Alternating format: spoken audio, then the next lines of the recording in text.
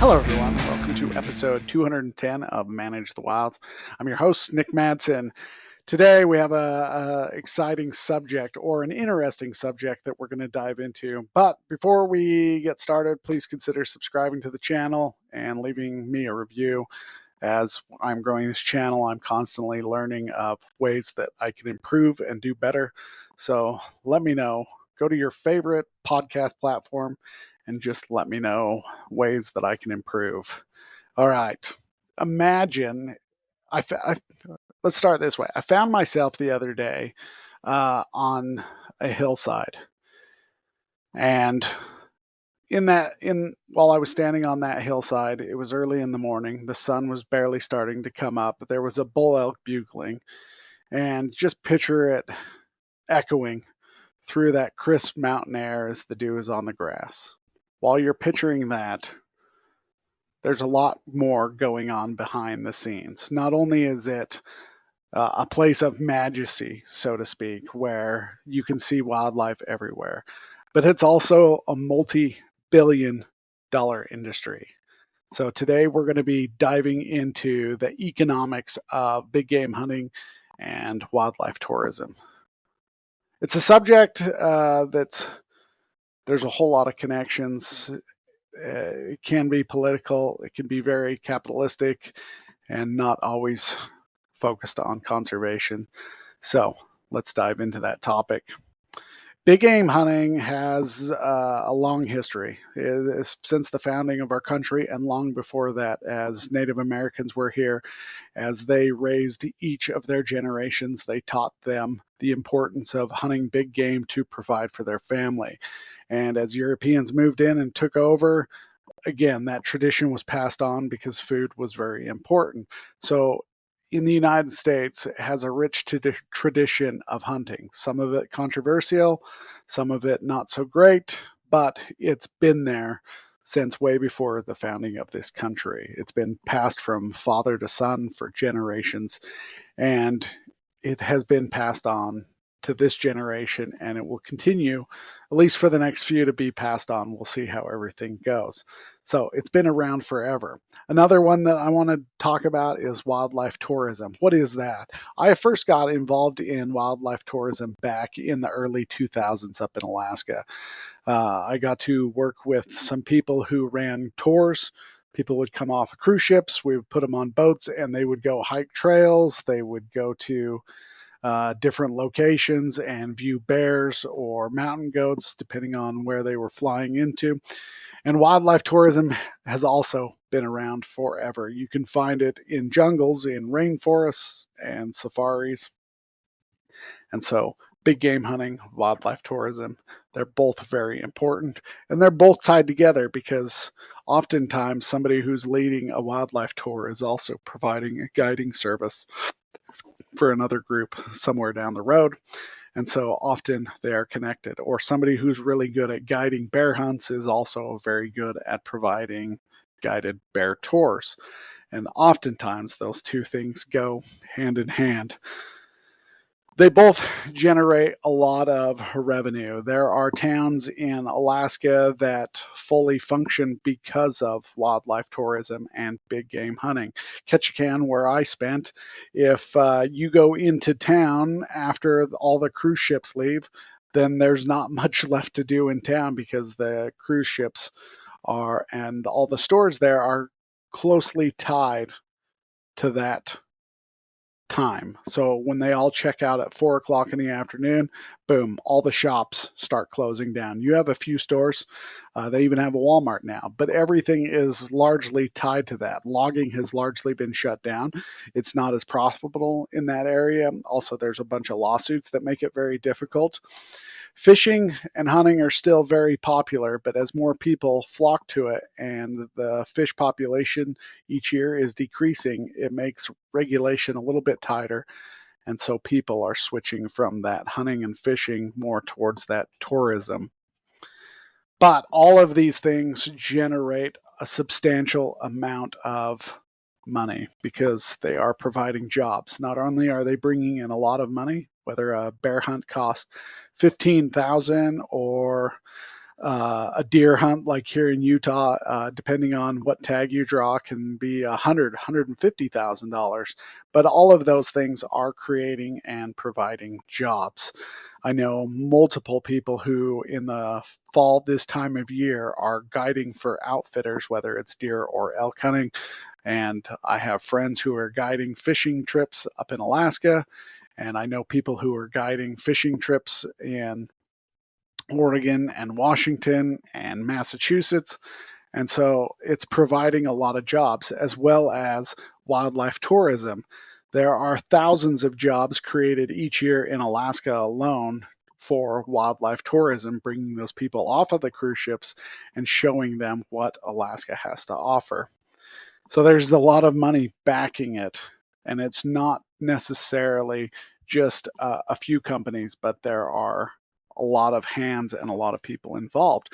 And so that brings up some challenges because it's now, who do you focus on? You've got the commercial guys that are wanting to focus the commercial fishery on them, but then you have the sportsmen who are saying, hey, we need fish. And then you have the tourists who are saying, we need opportunity to be able to view. And so all these things start pulling one direction or another. There is a lot of money that is generated by wildlife for each state, as well as guiding services or landowners. Some of the funds are generated from hunting permits. We know a lot of the hunting permits generate money that goes straight into those animals, whatever state you're in. But then there are park fees and wildlife tours. Those are all generating money, and they're all trying to grow their business one way or another. Some are taking that money and putting it back into wildlife. Some private hunting areas that I know who are benefiting from elk hunting tags and deer tags and moose tags here in the state of Utah are taking that money, putting it directly back into their ranch to create better watering systems, to bring more and more wildlife in, are also making sure that they have better habitat. So there are those things, but it's largely driven by dollars. People want more money, people want more access, and so you have this that's going on. There are some benefits. Like I talked about, the community up in Alaska is directly benefiting from wildlife tourism because of the cruise ships are coming in. With tourism comes controversy because you start to lose that place that was once so majestic. You now start to alter it and change it to fit or adapt it to be able to fit those tourist communities. And so what was largely a once quiet place, you now start adapting it and altering that landscape to be able to fit, to make sure tourists can be able to come in. Ketchikan and those areas in Alaska, as well as other places that cruise ships go, have altered the landscape around them because of those tourist dollars. They want to make it accessible. And what was once a quiet place may not necessarily be. So there is some controversy, but it is also providing jobs. That's the question I have. Where do you balance the for the need or the ability to have people to come and see and to witness what it makes it so beautiful versus keeping it what it was, a quiet, majestic place? And that's some of the challenge. But because there is tourism and because there is hunting, there are places now that are being sustained with animals that may not be otherwise because they're creating jobs for the locals. You're seeing some in Africa where it's controversial hunting lions or rhinos or elephants, but yet that money goes directly back and benefits some of these villages. Now, there are opposition to this saying that they are altering the landscape. They're just killing this animal and then they're trying to bribe off the locals. And some of these are very fair points and they shouldn't be disregarded. But it also should be looked at as a way that governments are saying, okay, we can make some money. We can bring tourists into our country by doing this. They're going to pay $100,000 to hunt this animal, and that $100,000 is going to go benefit the community. So now we are going to put more wildlife protections on these animals, and we are going to go protect these animals to make sure that there is this industry. So there's both good and bad, whether you agree or disagree. I don't know. I'm on the fence. I've seen both sides of it. I've seen where it's become so commercialized that the thing that it once was that made it majestic is no longer there. Also, it's all about money. And so it's no longer about the animals and conserving or preserving or the preservation or conserving those animals. It's all about how much money they can bring in. And so they no longer represent a species, but a dollar amount. Trophy hunting, I guess, is the biggest issue that people have when it comes to big game hunting and the economic benefit. Because again, like I was talking about, these animals no longer represent something that was living, something that was beautiful. It's all about the dollar amount. Okay, if I have 10 tags and each of those is bringing in $10,000, then I'm going to have $100,000. And it no longer represents 10 living things that you're going in and feeding your family. It's now about going in, killing the biggest, hanging that up on your wall, and showing everybody how great you are. And that's where that controversy comes in. I think if there was less social media talk about it, then some of that criticism would be reduced. Opposite side of that, because of social media, there are tags being sold in the state of Utah for $250,000, and that $250,000 goes to directly benefit wildlife. What's the one is wrong, yes, the other is not. And so can you benefit from something wrong? I guess. I don't know. I have no idea. Where are we going in the future with this? Well, I can see where we're going.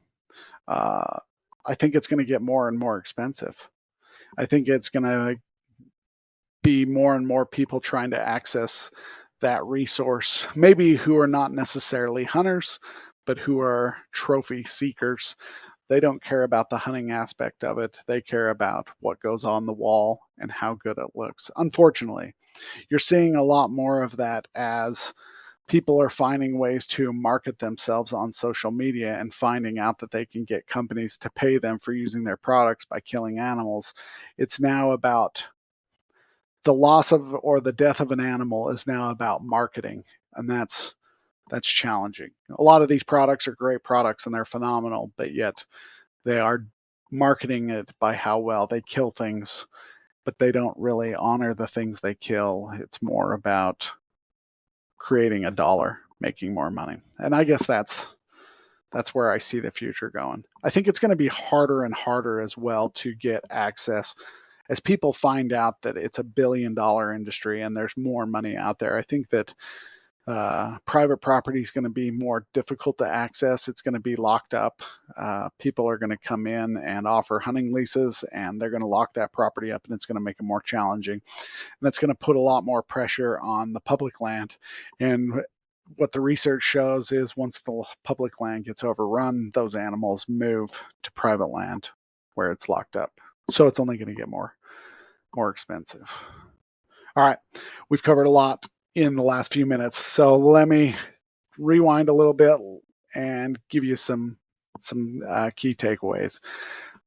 We talked about how big game hunting, wildlife tourism contribute a lot to the economies. In some places, cities are being held up because of wildlife tourism or because of hunting. And they play a big role, whether we like it or not. The sales of the hunting tags are directly benefiting wildlife. Some of that hunting tourism is directly benefiting that wildlife. And so they are helping whether we like it or not. and conservation without those dollars would be greatly reduced. If you look around you, the last little soapbox I've got, if you look around you, everything is, the only thing we talk about today is how much can we build. I want to build another spec home. I want to put up another apartment complex. And we are wiping out all this land, ag land or mountainous wildlife land. And we're putting cabins here or a multiplex there or an industrial complex here. We're wiping it out. And so without the financial benefit from hunting, I don't think that people would be too concerned whether we keep wildlife or not. All right, before we finish off today, just let me know if you enjoyed today's episode, whether there are things that I can improve on, or do better. Go ahead, subscribe. Hit me up on Facebook or YouTube. Write in some comments. Email me at managethewild@gmail.com. And you guys enjoy your day. Stay wild.